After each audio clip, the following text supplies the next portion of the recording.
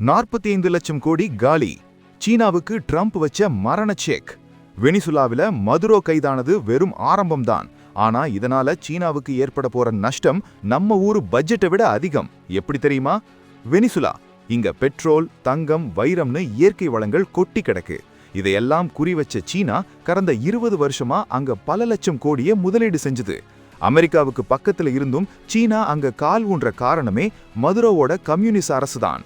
மதுரோவும் சீனாவும் best friends மாதிரி இருந்தாங்க. ஆனா இப்போ ட்ரம்ப் அதிரடியா உள்ள புகுந்து மதுரோவை தூக்கிட்டாரு.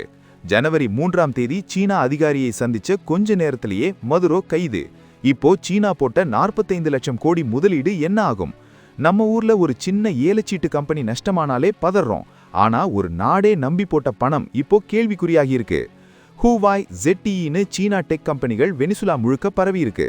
அங்க இருக்கிற 90% கச்சா எண்ணெய் சீனாவுக்கு தான் போகுது. இப்போ அமெரிக்கா மொத்தத்தையும் கண்ட்ரோலுக்கு கொண்டு வந்தா சீனாவுக்கு இனி கச்சா எண்ணெய் கிடைக்காது, கொடுத்த கடனும் வராது. முதலுக்கே மோசமாயிடுச்சுன்னு சீனா இப்போ கதறிக்கிட்டு இருக்கு. இது வெறும் ஆட்சி மாற்றம் இல்ல, சீனாவோட பொருளாதாரத்தை காலி பண்ண ட்ரம்ப் போட்ட மாஸ்டர் பிளான். மதுரோ கைது செய்யப்பட்ட அந்த 2 மணி நேரத்துக்கு முன்னாடி நடந்த அந்த ரகசிய மீட்டிங் தான் இப்போ ட்விஸ்டே. உலக அரசியல் இனி மொத்தமா மாறப்போகுது. அமெரிக்கா vs சீனா போர் இப்போ வெனிசுலாவில் வெடிச்சிருக்கு.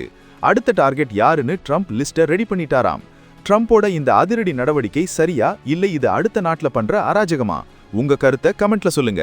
இந்த மாதிரி அதிரடி நியூஸுக்கு தமிழ் ட்ரெண்ட் சென்ட்ரலை உடனே சப்ஸ்கிரைப் பண்ணுங்க. ஏன்னா அந்த 45 லட்சம் கோடி காலி.